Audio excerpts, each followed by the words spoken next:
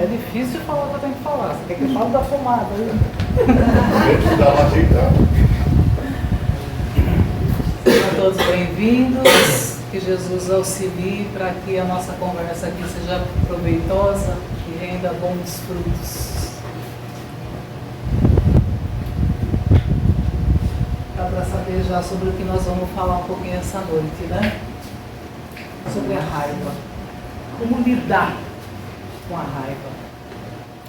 E eu trouxe aqui um personagem para a gente falar sobre esse assunto que simboliza, né? Eu acredito que todo mundo conhece, que é Hulk. Ele simboliza essa emoção, né?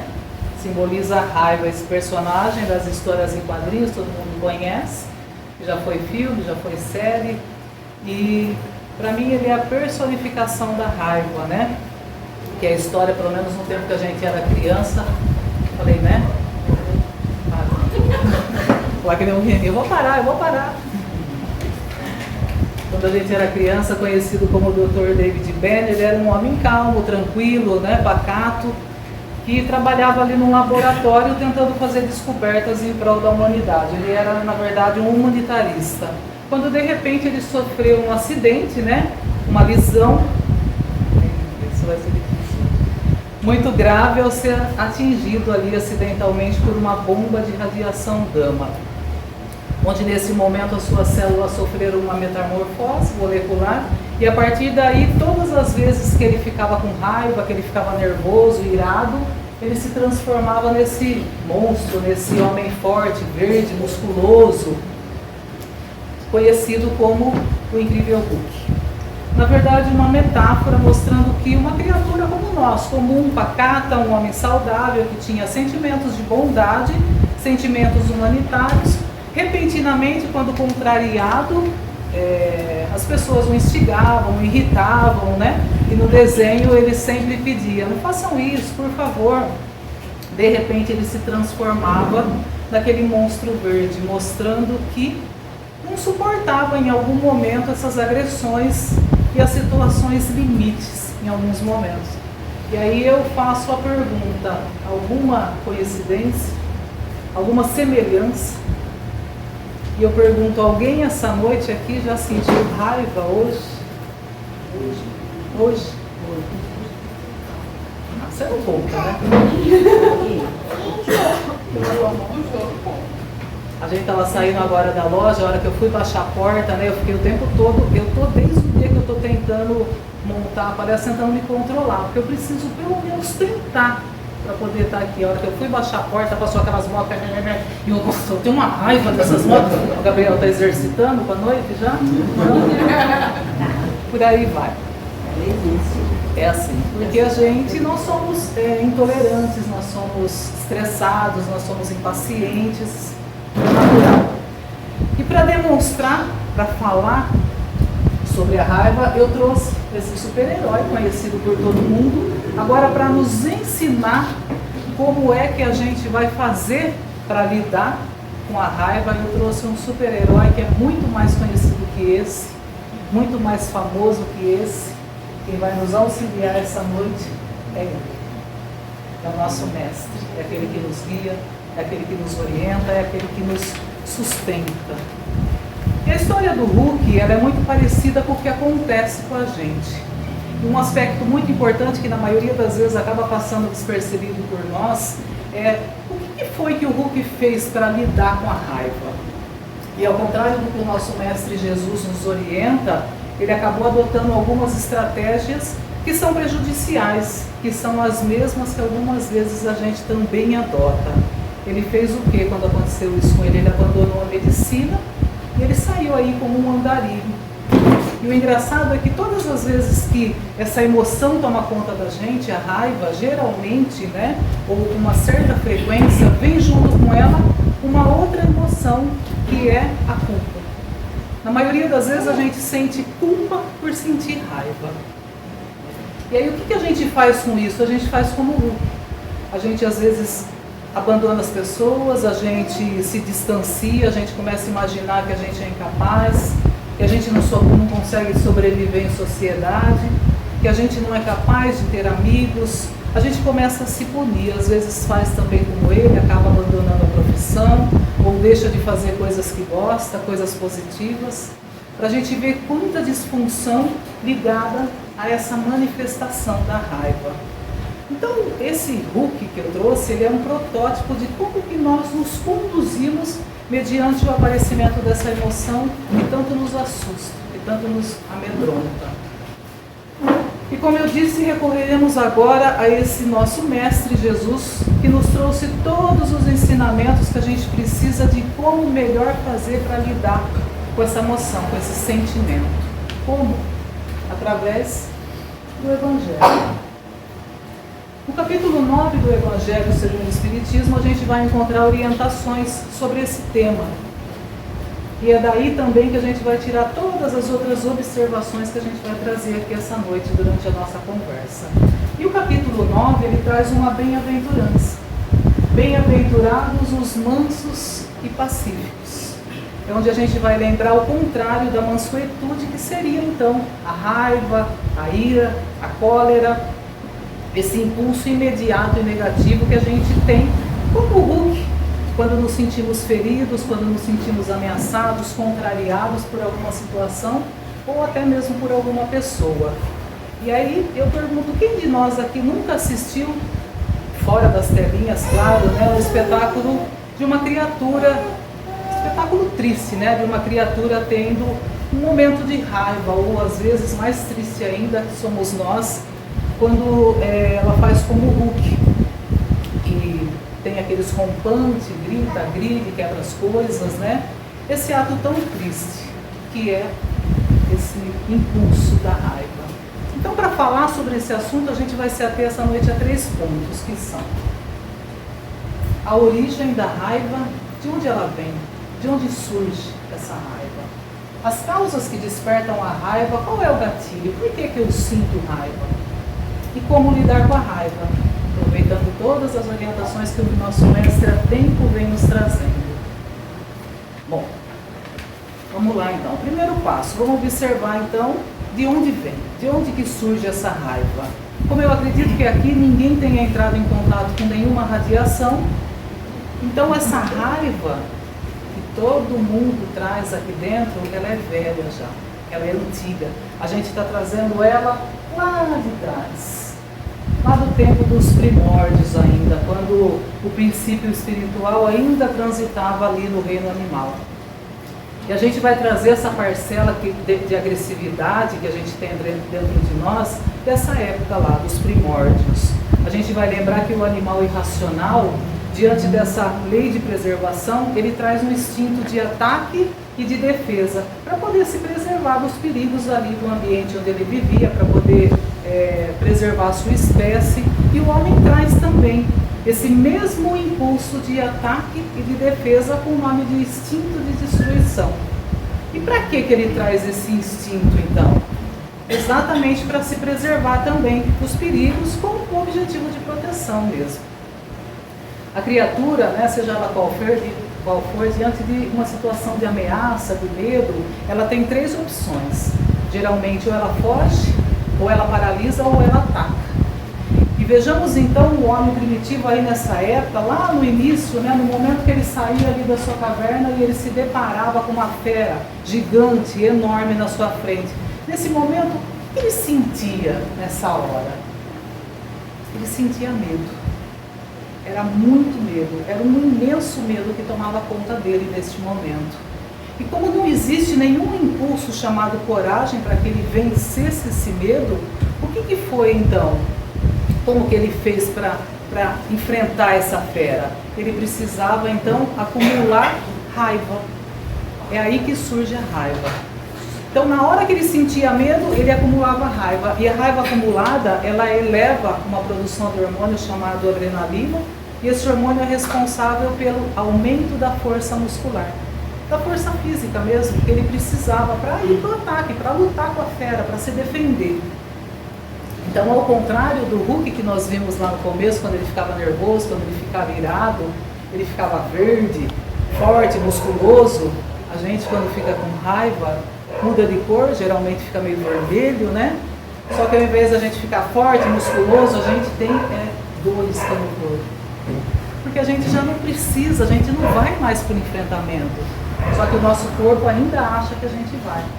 E aí toda vez que a gente passa por uma situação de raiva, depois quando passa, o corpo todo dói. Acúmulo da raiva, aumenta a adrenalina, a força muscular para poder atacar, para ir para a luta mesmo. Isso foi se perpetuando por muito tempo. Imagina quantas vezes nós fizemos isso.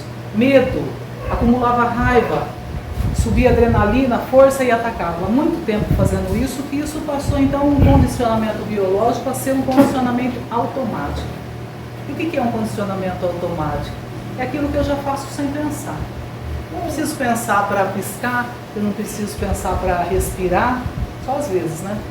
Quando eu fico meio nervosa, sem a pessoa descompensada, Patrícia, respira, Patrícia, respira, fala para si mesmo, mas não é para todo mundo. Então a gente não pensa mais para respirar, e isso se tornou um condicionamento biológico igual, de tanto que fez que o corpo passou a fazer de maneira automática. Então, na realidade, quando a gente observa uma pessoa tendo um surto de raiva ou tendo um ataque de raiva, lá no fundo, o que ela está sentindo de verdade é muito medo. Só que ficou tão automático que a gente não para mais para pensar, por que eu estou com medo do quê? Estou sentindo isso por quê?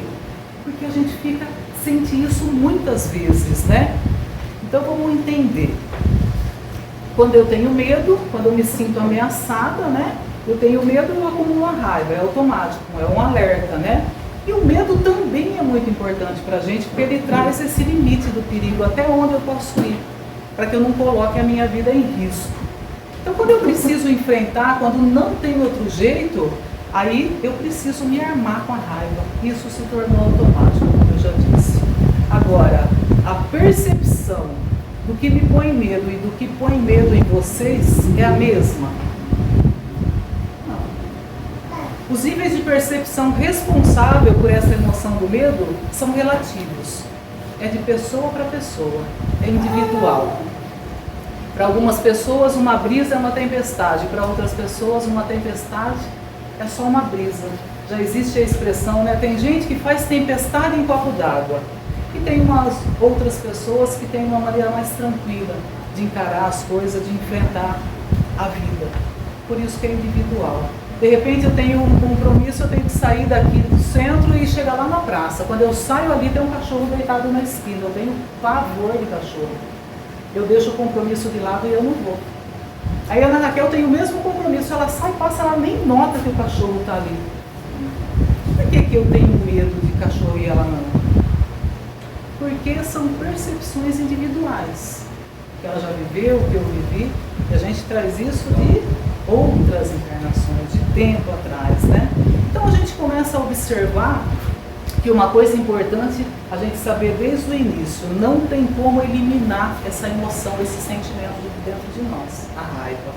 Porque ela é uma emoção básica, ela é primária, ela vem com a gente, ela acompanha a gente desde lá de trás. Eu posso até não gostar de sentir ela, mas não tem como evitar, não tem como eliminar. É como de repente eu não gostar de uma estação do ano. Ela vem e pronto. O que a gente precisa então é aprender a administrar da melhor maneira possível essa emoção. Porque se ela é básica, ela é necessária, ela foi construída dentro de nós. E como é que eu faço para administrar essa raiva se eu não tenho como eliminar ela de dentro de mim? Então vamos recapitular. Qual é a causa da raiva? Não é o medo? E de onde que se origina o medo? Não é da minha percepção de vida? Então o que eu posso fazer? Eu posso reeducar a percepção que eu tenho observando a minha vida. Como eu já disse, essa percepção é individual de acordo com o que eu já vivi, de acordo com tudo que eu já passei, de tudo que eu trago na minha história, seja lá, a gente não sabe, séculos, milênios atrás.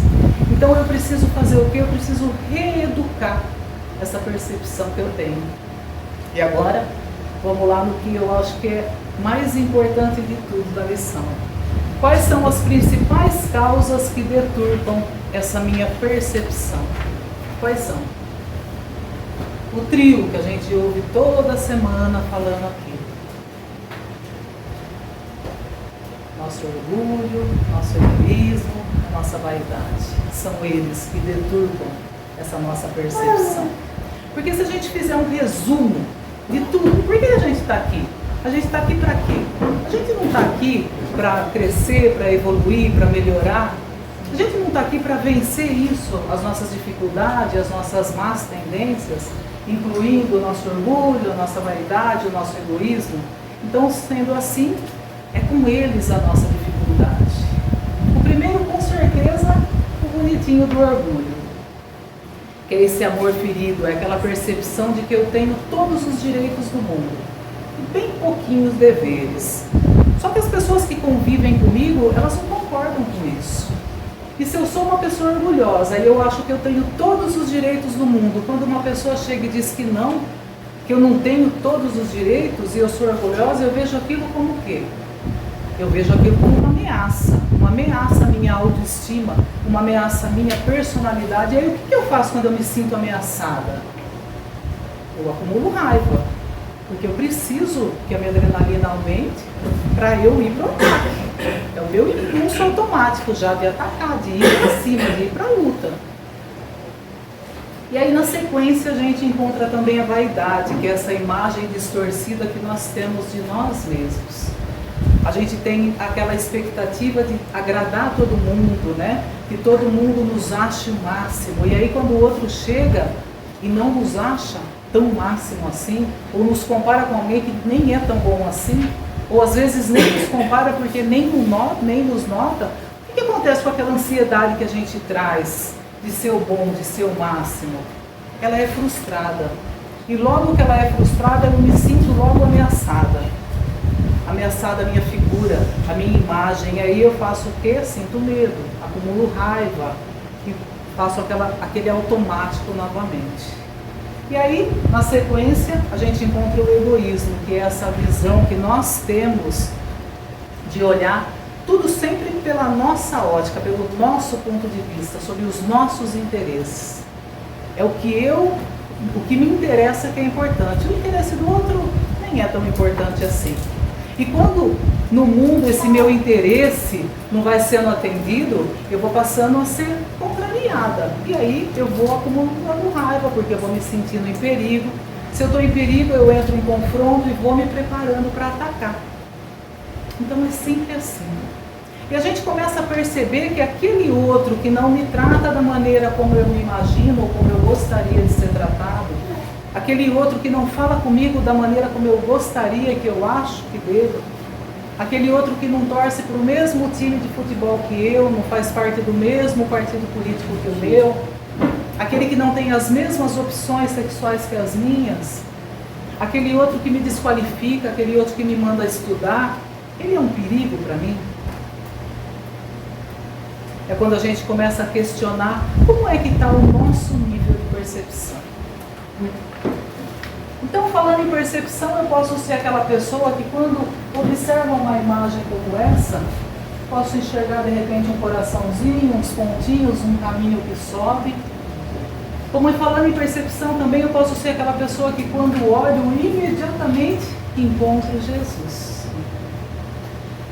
E aí, eu penso, eu estou colocando a minha percepção sobre a ótica do mundo aqui, da matéria, de que vale mais quem tem mais, de que vale mais aquele que impera, aquele que tem o poder do mundo, seja pela força financeira, seja pela força física, seja pela sua autoridade, pela sua força intelectual? Ou será que a gente já começa a ter a percepção do mundo pelo Evangelho do Cristo? Quando a gente busca as diretrizes que o plano mais alto nos oferece. Então a gente começa a perceber e observar as nossas próprias percepções. O que eu estou valorizando mais aqui? O que eu estou valorizando nas minhas percepções? E aí a gente começa a entender melhor as orientações que o nosso Mestre Jesus nos trouxe, falando sobre essa emoção que é a ira, que é a raiva. E ele vem nos orientando há muito tempo. Jesus nos orientou a orar e vigiar. Então, se a gente prestar atenção, quando nós não seguimos as orientações de Jesus, quando nós não ficamos vigilantes, quando a gente não traz essa bússola do Evangelho, as palavras do Cristo de paz, de benevolência, de indulgência, de perdão, de compreensão, e a gente coloca os nossos interesses à frente disso tudo, com certeza a gente sempre se deixa tomar pela cólera, pela ira, pela raiva. Quando a gente é invigilante, a gente diz que 1 minuto de invigilância é responsável por grandes atrocidades, por suicídios, por crimes bárbaros, porque daquele momento de invigilância a criatura colocou os seus interesses na frente de tudo, não é nem do outro, é de si mesmo. Então, a gente tem que começar a ficar atento, porque quando nós seguimos as orientações do nosso mestre, quando nós somos vigilantes, e o que seria ser vigilante? Como funciona essa vigilância? Vigiar o quê? Vigiar quem? Vigiar a nós mesmos. A gente tem um hábito de vigiar a vida do outro, né? Mas seria vigiar nós mesmos. E aí, como que funciona essa vigilância? O que eu faço? Eu contrato alguém para ficar do meu lado, vigiando para que eu não faça besteira? Funciona, né? Porque a gente já tem um protetor que está o tempo todo e ele fala toda hora para mim: Patrícia, deixa disso. Patrícia, não cabe mais essa situação, você já sabe que não é assim. Abandona, deixa isso para lá. E mesmo assim, eu não dou bola. Então, na verdade, seria vigiar as nossas próprias limitações, as nossas próprias dificuldades, quando a gente fala as nossas más tendências. E para isso a gente tem que começar a entender, não, a gente tem que ter a certeza, assimilar, trazer isso como verdade, que nós somos o quê? Nós somos espíritos imortais. E sendo assim, a gente não tem que valorizar alguns momentos tão pequenos. E a gente observa que nessa situação que a gente se encontra, a vida ainda representa para nós muito, muito perto, o hoje, o agora. A minha percepção de vida é o momento. Eu não consigo fazer percepção de vida futura, deveria, mas ainda não consigo. E às vezes eu me vejo aqui dentro da casa espírita, ainda encontrando dificuldade para entender verdadeiramente que a vida continua. Eu sou um espírito imortal. Que isso aqui é só uma passagem, que eu estou aqui só para crescer, para melhorar, para evoluir nesse contato com os outros, para poder aprender a domar esses meus impulsos, essas minhas más tendências, para melhorar. E eu digo que eu encontro essa dificuldade aqui dentro da casa espírita, quando às vezes eu me pego sofrendo, perdendo sono por coisas tão pequenas, que eu já deveria saber que é passageira, são só meios. É por esse motivo. Eu encontro toda essa dificuldade me dizendo cristã. Só que eu não entendo que a marca do Cristo é a marca da renúncia. É a marca daquele que abriu mão pelo outro. Então, quando a gente está aqui fazendo uma vivência, seja numa situação ou no outro, cada um está aqui para melhorar num setor, cada um com a sua dificuldade, a gente vai entendendo que a gente vai encontrar contrariedades, sim. A gente vai encontrar contrariedades na área dos relacionamentos, sejam afetivos, familiares, com amizades. A gente vai encontrar contrariedades na área financeira, na área do trabalho, com as perdas, na área da saúde, seja onde for, nas filas, porque a gente está aqui para viver tudo isso. E assim tem que ser. E na maioria das vezes a gente vai nos esquecendo e vai ficando envolto, né, de sentimentos, de emoções que tanto prejudicam esse nosso objetivo aqui, que a gente já sabe qual é. A gente já sabe por que a gente está aqui. E como eu digo, não tem como a gente aprender a ler e escrever sem antes conhecer as letras. Então, para que a gente encontre facilidades para lidar com essas contrariedades que a gente vai ter, vai encontrar no caminho, com essa emoção, com essa dificuldade que a gente tem para lidar com a raiva, a gente tem que voltar lá nas orientações que a gente encontra quase toda semana aqui na Casa Espírita pela doutrina, que é o autoconhecimento. Não tem outro caminho. O ponto inicial é esse. O que eu sou?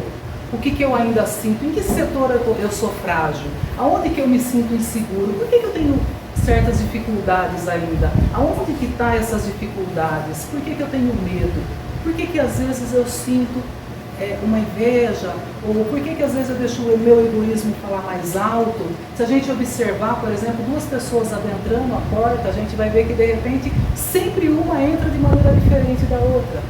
Às vezes uma entra de maneira competitiva, a outra entra de maneira mais reativa, porque cada uma é de um jeito. A gente vê que tem pessoas seguras, tem pessoas inseguras, a gente ainda tem medo, a gente tem medo da outra criatura, a gente ainda tem medo das relações, a gente ainda tem medo do outro, do que o outro vai achar, do que o outro vai pensar. E a gente começa a fazer esse processo de vigilância, de autoconhecimento. E para quê? Para isso a gente precisa parar, aquietar o coração, olhar dentro de nós, fazer aquele mergulho que eu já falei aqui, aquele mergulho interno, aquele autoconhecimento, só que de verdade, sinceramente, sem defesa, sem vergonha, porque na maioria das vezes a gente ainda sente vergonha daquilo que a gente sente, dos nossos sentimentos. Eu até sou um pouquinho orgulhosa, eu concordo, mas inveja, graças a Deus, inveja não. Uma coisa que eu não trago comigo é inveja. E a gente está até hoje tentando descobrir onde que estão os invejosos, porque com todo mundo que você conversa, você tem inveja. Graças a Deus, inveja não. E você se sente invejado demais. Demais o povo tem uma inveja de mim. Acho que é os desencarnados invejosos, né? Porque a gente não assume, a gente tem vergonha de assumir. Então, esse autoconhecimento seria de verdade, eu sou assim, eu ainda sinto isso. É se olhar de verdade, sem milímetro. O que está acontecendo? Quando a gente observa, de repente, uma criatura que, na demora, às vezes, para ser atendido, seja numa fila de banco, seja no pronto-socorro, quando ela tem aquele rompante de raiva, de agressividade, que ela fala aqueles disparates, que ela grita, que ela dá murro no balcão, aí no final, ela geralmente respira fundo e diz que isso é para não adoecer. Eu não vou morrer disso. Só que quando a gente observa a pessoa tendo um surto desse, o que a gente vê? A gente vê uma pessoa com os batimentos cardíacos todos descompensados, os hormônios, a pressão arterial lá no céu. O que a gente menos encontra é um processo de saúde ali. Pelo contrário, a criatura está quase sendo um infarto, mas está dizendo que é para não morrer. Ela vai pegar o outro pelo pescoço para ela não infartar, mas ela está infartando praticamente. E falando sobre isso, a gente encontra também o contrário, que é aquele que sente a raiva, mas a raiva silenciosa, que é tão prejudicial quanto. São aquelas criaturas que elas não explodem, não xingam, não gritam, não faz aquilo que a gente chama de feio, de desagradável na rua, só que se encontra ali se remoendo da mesma maneira. Ela aprendeu a disfarçar melhor, só que a raiva é a mesma. E aí ela está ali, ela está com aquela raiva dentro dela, essa fila que não anda, ela às vezes está com um sorriso no rosto. Mas ela está pensando, essa atendente que alerta, aquela criatura que não vem, cadê esse médico que não atende, mas está ali, disfarçando, sorrindo, uma vontade de pegar a atendente pelo pescoço. A gente faz isso às vezes na loja, a pessoa sai e fala, vai com Deus, eu quero pegar o banco, vai dar uma pancada, né? Assim, Jéssica. Mas a gente disfarça. Só que é tão prejudicial quanto aquele que grita, que xinga, que faz aquele disparate. E às vezes tem gente que olha e fala, nossa, pessoa calma, calma nada. A única coisa que modificou de uma situação para outra foi o exterior, foi o externo. Porque ali dentro a raiva, ela mata da mesma maneira. É um suicídiozinho a cada dia. Vai se matando um pouquinho a cada dia. Uma raiva que às vezes a pessoa não sabe nem dizer porquê. Às vezes a pessoa tem esse rompante, quebra tudo, xinga, quando passa você fala, nossa, fulano, estava desequilibrado, o que aconteceu? Por que teve toda essa raiva? O que aconteceu? A pessoa vira, sabe que eu não sei? Não tinha aquele programa da escolinha, que eu estava nervoso e uma moça bonita, está mais calminha, agora eu estou. Nem sabe, assim. Às vezes a gente não sabe porque a gente se acostumou. Porque isso já se tornou, às vezes, um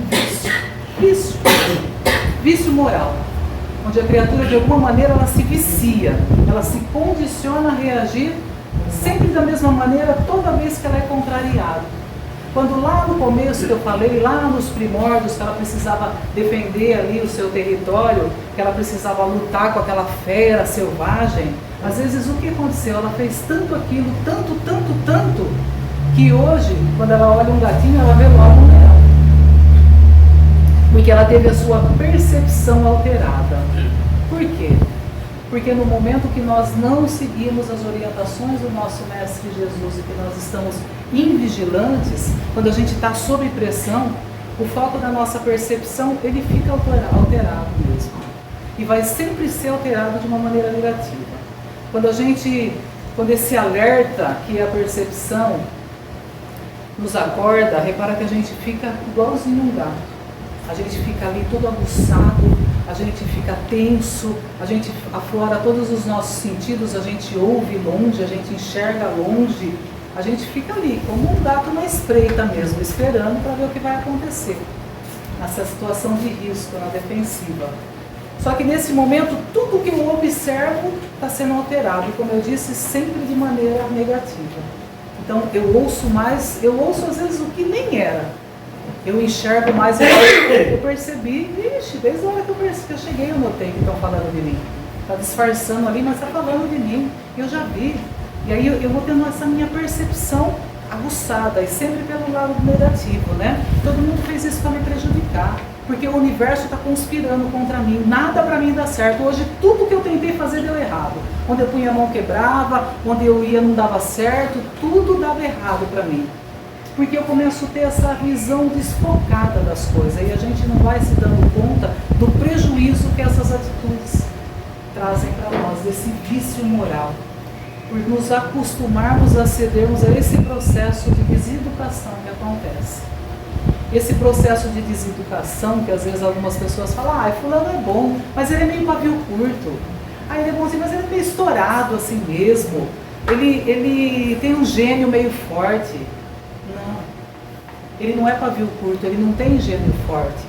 Ele não tem educação para com as suas emoções. Ele é um deseducado, e a gente vai notando como é feio a pessoa deseducada, e muitas vezes nós também somos deseducados. Vício, né? Vício de não ser contrariado, vício de se impor, vício de ser atendido na hora que quer, do jeito que quer, vício de fazer às vezes cara de mal, de ganhar no grito. Vício. A gente se vicia. Vício como um outro qualquer. Só que um vício comportamental. Então, quando a gente entra num processo de vigilância, quando a gente segue as orientações, por exemplo, eu estou atento, eu estou vigilante, eu tenho um problema para resolver no banco, eu chego lá, tem que ser para o gerente, tem que ser hoje. É uma questão de vida ou morte. Quando eu entro, a agência está cheia. O ar-condicionado não está funcionando direito, e parece que todo mundo hoje resolveu falar com o gerente. E aí eu estou ali, no final da fila, esperando. E aí eu começo a perceber, porque eu estou vigilante, que vai sendo alterada a minha percepção. E como que eu noto que a minha percepção está sendo alterada? Porque eu começo a ter sintomas de ansiedade. Batimento acelerado, as mãos começam a transpirar, eu começo a suar, eu já não ouço mais direito o que as pessoas estão falando ali. Eu vou ficando irrequieta, e eu começo a pensar, eu acho que eu vou ter um treco aqui, eu vou ficando desassossegada, querendo correr daquele lugar, só que eu não posso. Porque eu preciso resolver esse problema, e tem que ser agora. Só que isso é a pior coisa do mundo para mim, porque eu não sou obrigada a passar por isso. Eu não sou obrigada a ficar na fila, eu não tenho que passar por isso. As outras pessoas têm, eu não. E aí quando eu estou vigilante, é a hora de eu parar e pensar, por que eu não tenho que passar por isso? Por que eu estou sentindo isso? Por que todo mundo está aqui na fila e eu não posso estar? O que eu tenho de melhor que o outro? É a hora que eu tenho que ter coragem para olhar dentro de mim e reconhecer o que é isso que eu estou sentindo. É o orgulho? É a minha vaidade falando alto? É o meu egoísmo? Eu estou com inveja de alguma coisa? Eu tenho que ter coragem de olhar para mim nessa hora e ver que emoção eu estou sentindo e denominar, dar nome a ela. Ser verdadeira comigo. Por quê? Por que eu sinto isso ainda? Porque eu ainda sou um espírito imperfeito. Eu ainda tenho essas emoções, eu ainda trago isso dentro de mim, e eu não posso negar isso. Então a gente tem que estar atento que, além desse vício moral, que é muito importante, a gente tem que botar atenção também no que o André Luiz diz sobre essa emoção, sobre a raiva, sobre a cólera. Ele fala que de 80% a 90% dos casos de raiva, de loucura, excetuando os problemas físicos, cerebrais mesmo, todas elas são oriundas dessa rebeldia sistemática. O que que é uma rebeldia sistemática? É quando a gente vê, olha, por exemplo, observa uma criatura tendo um surto de raiva, um ataque de raiva. De onde que começou? Aonde que iniciou aquilo? Onde que está essa gênese da loucura, da raiva dela? Já que a gente não precisa mais ir para o ataque. A gente não dá de cara com nenhuma fera monstruosa quando a gente abre a porta de casa. De onde vem então? Se inicia nessa rebeldia sistemática, que é quando a gente diz, ai, não gosto dessa música? Nossa, não para de tocar, música irritante esse vizinho põe, não. É quando eu falo, e esse calor? Não vou, chega lá é muito calor, não tem ar, não gosto, não vou não, vai vocês, não vou. E a risada? A risada que aquela lá dá, eu acho que essa ri alto daquele jeito. Quem que é obrigado a aturar aquela risada? E o cachorro, toda sexta-feira, esse cachorro late e late. Ninguém faz esse cachorro ficar quieto. É essa que eu venho trazendo dentro de mim, eu não gosto. Eu vou dando vazão a essa série de amarguras, de irritações, que parecem coisas simples, mas eu vou me acostumando, eu vou ficando rebelde. E vou não aceitando as questões simples da vida, do dia a dia, porque eu vou ter que lidar com trânsito, com calor, eu vou ter que aturar a risada irritante daquele outro, eu vou ter que aturar a música do meu vizinho que eu não gosto, eu vou ter que aturar o cachorro que late. O que eu vou fazer? O cachorro não é meu. Eu estou aqui, eu tenho que viver tudo isso. E é daí que vem o gênese da raiva, da loucura, né? E geralmente não iniciou aqui, geralmente a gente vem trazendo de outras encarnações, porque a gente vai desenvolvendo essa coisa reativa, de sempre ver o lado pior das coisas. E a gente se acostuma tanto com isso que não consegue fazer outras observações. E aí, sem notar, começa a achar todo mundo feio, tudo ruim, tudo irritante, porque a gente não bota atenção, porque a gente não segue as orientações do nosso mestre e está vigilante. A gente nota que nos hospícios, nas penitenciárias, o que mais se tem são pessoas com cólera, com raiva, que se inicia na contrariedade, assim, contrariando coisas simples. E daqui a pouco ele começa o quê? Ele começa a alterar a voz, e aí a fera ruge igual o Hulk. Quando vê, já atacou. É aquele momento que a criatura dá vazão àquela fera que ela criou dentro dela e sai aí destruindo. A gente vê quantas pessoas que quando está com raiva, quando fica nervoso, quebra as coisas, grita, quebra, começa quebrando um copo, depois quebra o celular, quebra a televisão, quebra o carro do companheiro e vai quebrando. Até que chega uma hora que ela quebra alguma coisa que não tem como trazer de volta mais. Coisas que o dinheiro às vezes não compra, como a vida humana, como a confiança do outro. Às vezes a gente quebra a confiança quando a gente agride com palavras. As palavras, elas são nossas até que elas estão, né, dentro da nossa boca. Depois que elas saem, a gente acaba sendo escravo delas.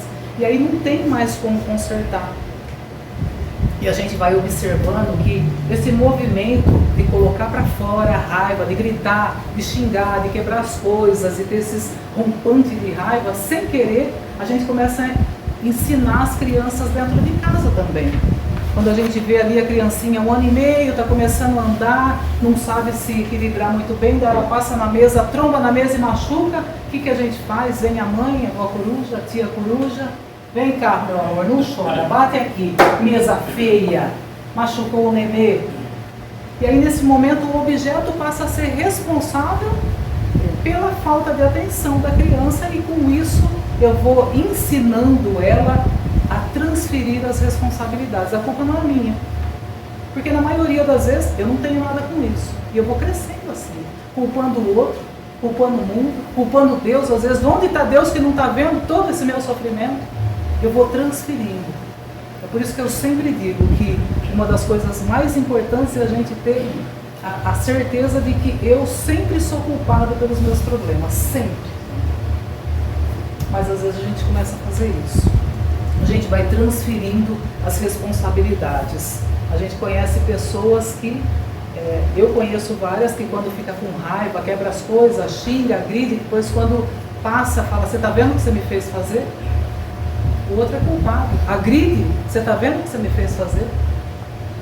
Então, no momento que a gente não tem autoridade, que a gente não administra as nossas emoções, realmente a gente vira aí, ó, folhas secas ao sabor do vento. Vai sendo levado. É por isso que a gente tem que trazer para nós que o leme da nossa vida somos nós que temos que levar. segurar, direcionar. A gente tem que ter o controle da nossa vida. A gente tem que seguir, levar a nossa direção. É por isso que de tudo, na maioria das vezes, as pessoas dizem que tudo isso é em nome da saúde, né? Falando sobre esses conflitos de raiva, e aí a gente pergunta, será que um surto desse, será que uma crise de raiva tem algum processo de saúde? E aí, falando nisso, a gente vai lembrar do fluido vital. A gente vive de fluido vital e de alimento. O alimento a gente vai renovando, ele se renova. Agora o fluido vital a gente nasce, igual a bateria do celular. A gente nasce com X quantidade. Como é que eu desgasto esse meu fluido vital se ele não é renovável? Eu desgasto ele através da minha vida, dos meus pensamentos, dos meus sentimentos, das minhas atitudes.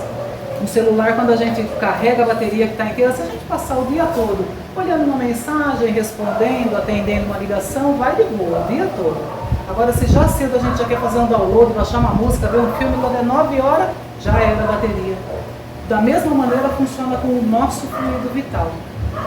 Esse processo de raiva, ele é um escape fluídico. E cada vez que eu entro nessa bagunça de sentimento, de emoção, eu estou deixando o fluido embora. Eu vou desperdiçando o tempo da minha vida. Porque a gente, sempre quando passa por um processo desse, quando tem uma discussão, alguma coisa parecida, a gente não fica depois cansado, né? Depois de um acesso de raiva, esgotado, fala, parece que passou um caminhão em cima de mim. Por isso, pelo desgaste fluídico.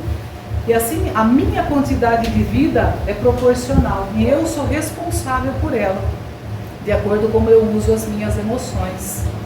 E falando também em saúde, e falando também das nossas emoções, vamos lembrar do nosso processo de imunidade, que é tão importante quanto. Porque as nossas emoções também é responsável pela nossa imunidade física. Se eu tenho emoções boas, altruístas, benevolentes, de perdão, com certeza eu tenho uma boa imunidade física para o meu corpo. Agora, se o tempo todo eu descarrego adrenalina, o tempo todo eu tenho esse impulso de ranço, de ressentimento, de raiva, de ira, de mágoa, aí a minha imunidade vai lá embaixo, fica baixa e eu fico aí, tenho acesso às doenças que estão aí para todo mundo. Simplesmente passo a ter uma maior predisposição porque a minha imunidade foi alterada. São aquelas pessoas que a gente conhece que sempre está com dor de garganta, sempre está com uma inflamação, sempre está com uma alergia, sempre está com alguma coisa. É por isso que às vezes a gente vê também que geneticamente, numa mesma família, algumas pessoas têm predisposição a desenvolver o câncer e uma só desenvolve. Por quê? Por que uma desenvolveu e as outras não, se todas tinham uma predisposição? Porque que tipo de emoção a criatura colocou ali junto com a sua predisposição, com a sua genética? Será que ela se lembrou da importância do seu pensamento, de vigiar os seus sentimentos? Tudo isso é importante. Tudo isso vai ensinando a gente a tentar controlar essa emoção, esses rompantes, esse sentimento que a gente traz tão vivo dentro de nós. Então eu acho que até agora, entendido de onde vem a nossa raiva e o que desperta, qual o gatilho, quando a gente tiver, como o Hulk, um surto de raiva, quando a gente estiver prestes a entrar em transformação, o que a gente tem que fazer? O que o nosso mestre nos orienta? Que a gente deve fazer a escolha correta. E aí eu trouxe eu e Jesus. Porque a gente tem duas opções nessa hora. A hora que a raiva aflora, a hora que surge, ou eu escolho eu e reforço essa minha personalidade truculenta, recapitulo todas as outras encarnações e afirmo, aquela hora que a gente fala, afirma que é bonito ser feio, é aquela hora que eu falo, eu sou assim mesmo e pronto, acabou. Quem quiser gostar vai ter que gostar de mim assim. Eu sou assim. Comigo o negócio aqui é mais embaixo, a coisa aqui é diferente e ninguém vai me fazer de tonto. O pessoal confunde bom com bobo, aqui não tem bobo. E eu vou reforçando isso que eu já tenho vivo dentro de mim. E eu explode, ataca, vai para cima, fica forte para poder atacar o outro. Ou naquele momento que eu segui as orientações de Jesus e estou vigilante, aí eu paro nessa hora, a hora que eu estou lá me transformando, eu paro e penso, opa, pera lá. Eu tenho sim aqui uma emoção que é milenar, de proteção e que já me foi muito útil ontem, mas hoje eu já não preciso mais dela. E aqui na minha alma hoje eu já agreguei a esse instinto sentimentos. Eu já não sou mais uma totalidade de instintos animais, eu não quero mais ser assim. Eu já aprendi sobre Jesus, eu já recebi as orientações de Jesus através do Evangelho, e assim eu já tenho conhecimento.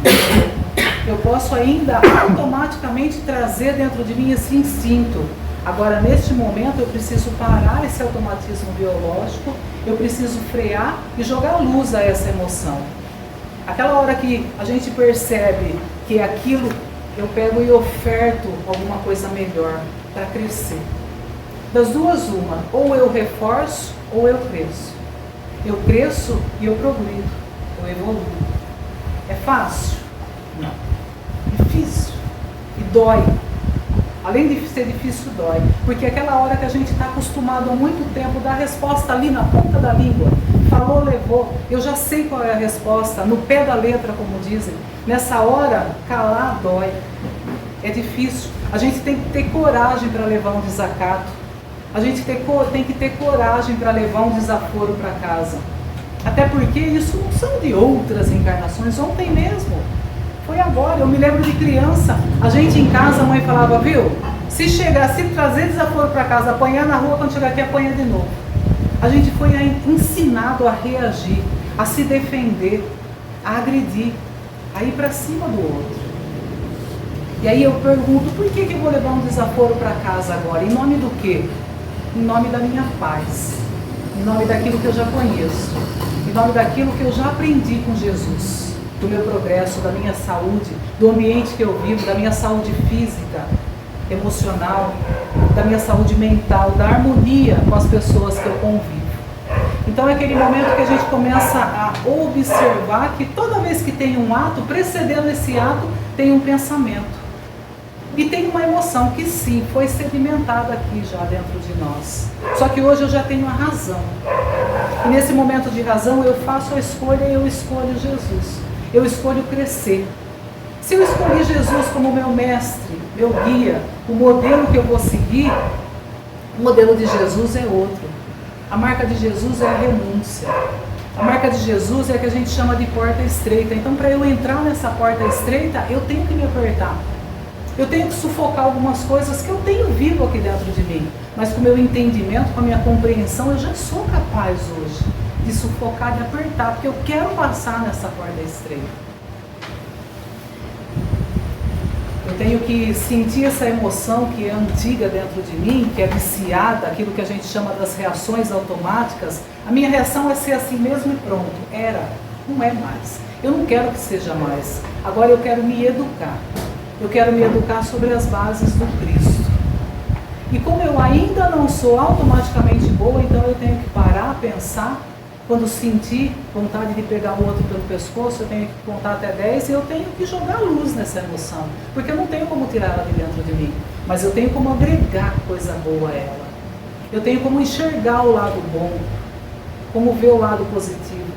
Como ver o positivo da pessoa. Que às vezes ela só está doente.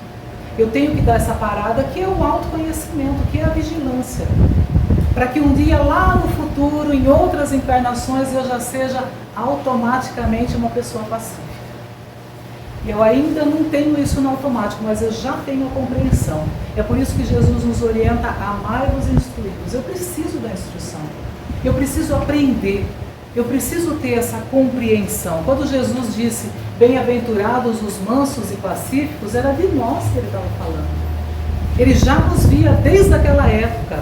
Ele já sabia que a gente trazia dentro de nós, né, dentro do nosso coração, dentro da nossa alma, essa possibilidade da brandura. E se numa determinada fase do desenvolvimento do espírito, para vencer o medo, foi necessário eu acirrar a raiva, a proposta de Jesus agora é outra. A proposta de Jesus é a brandura, não é mais a raiva. Eu não preciso mais da raiva, ela não é mais útil agora nesse momento. Então, para vencer o medo, a brandura e a mansuetude no meu coração.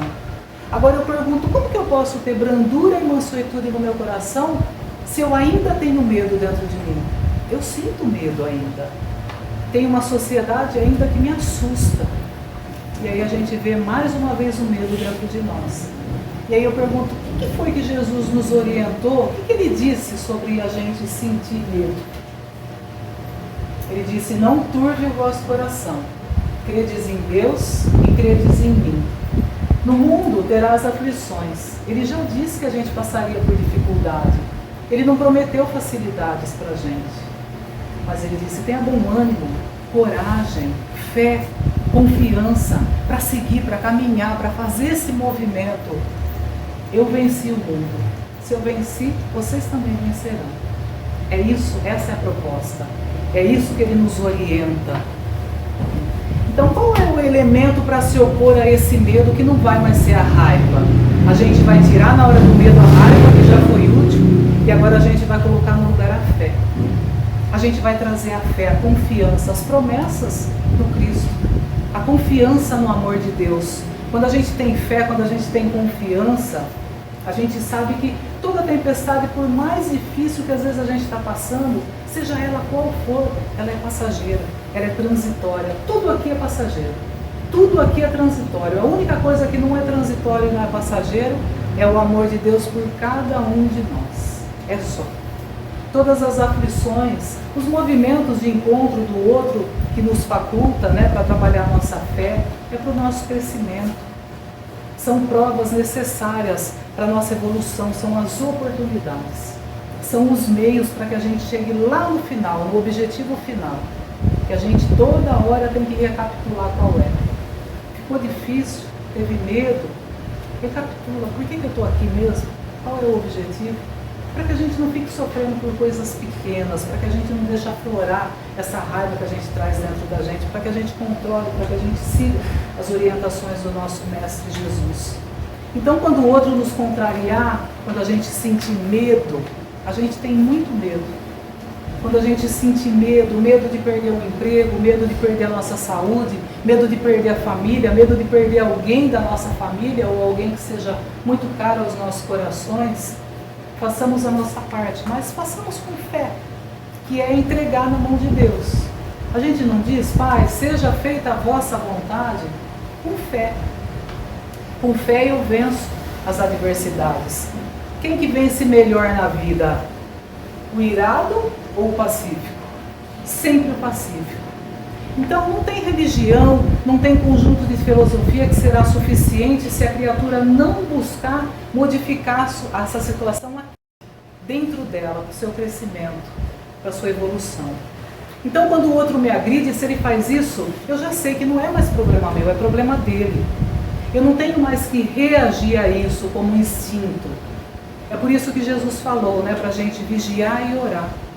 Orar para a gente agir, não mais para a gente reagir. A gente já reagiu demais, a gente reagiu até ontem, puramente instintivo. Chega. Tem aquela menininha que fala, deu. A gente não precisa mais ser assim. Então, a partir de agora, a gente passa a agir. Quando o outro vem e me manda aquele tomate podre, que antes eu já devolvia na mesma hora, agora eu pego, tiro a semente que me é útil e o resto eu jogo fora. Eu pego só aquilo que serviu para eu crescer, para eu melhorar. Porque a gente traz tanta vaidade. Que orgulho é esse que a gente tem, de que a gente não vai ter problema, que a gente não vai encontrar dificuldade e que a gente vai agradar todo mundo? Não tem isso. A gente está na hora da gente crescer. E a gente só cresce nas adversidades, nas dificuldades e nas dores. Então, portanto, agir não mais daquela maneira como eu agi até ontem, que para resolver os meus problemas, os meus interesses, eu atropelava o outro, independente do que fosse acontecer. Hoje eu não quero mais ser assim. A gente já conhece Jesus. E se o outro agride, é porque ainda ele não conhece Jesus. É porque ele está doente, porque se a gente reparar, o doente ele agride, mas aquele que ama, ele agrada, ele cuida. Então quando a gente aprende a amar, quando a gente quer crescer, quando a gente tem paz interior, a gente divide amor. Então a proposta de Jesus e a proposta que eu gostaria que todo mundo levasse para casa hoje é essa. Que a gente possa passar a dizer, eu não sou mais de briga. Eu não quero mais ter razão, eu só quero ter paz. E ser cartas vivas do Evangelho de Jesus. seguir as suas orientações. Toda vez que eu termino, eu sempre trago uma imagem de Jesus, mas como ele já chegou antes da hora, eu vou contar uma coisa que me aconteceu essa semana, até porque eu estou adiantada, falta 5 minutos. Eu estava passando pela rua quando de repente me chamou a atenção uma loja que estava escrito Loja da Felicidade. Aí eu achei inusitado, parei e resolvi entrar. Quando eu entrei tinha uma atendente e eu perguntei, bom dia, o que vocês vendem aqui? Aí uma senhora muito simpática me olhou e falou, aqui na Loja da Felicidade a gente oferece tudo que uma pessoa precisa para ter uma vida feliz. E é de graça. De graça. Aí eu tomei coragem e pedi. Pedi um pouquinho de amor, pedi um pouquinho de esperança, pedi um pouquinho de paz, pedi um pouquinho de saúde, um dinheirinho, que é sempre bom. Pedi um pouco de educação para mim e para toda a minha família. Ela pediu que eu aguardasse, entrou lá, demorou para voltar. Claro, era tanta coisa para separar. E aí quando ela voltou, pediu que eu estendesse a mão. Quando eu estendi a mão, ela pôs um pacotinho na minha mão, mas era tão pequenininho que coube na palma da minha mão. Aí eu não aguentei e perguntei, nossa, tanta coisa, num embrulho tão pequenininho assim. Ela fechou a minha mão e respondeu, é porque aqui na Loja da Felicidade, nós não oferecemos frutos, só a semente. Está em suas mãos agora, rega, aduba, nutre.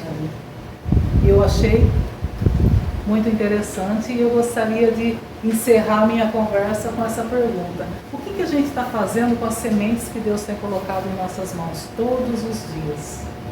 Com as oportunidades.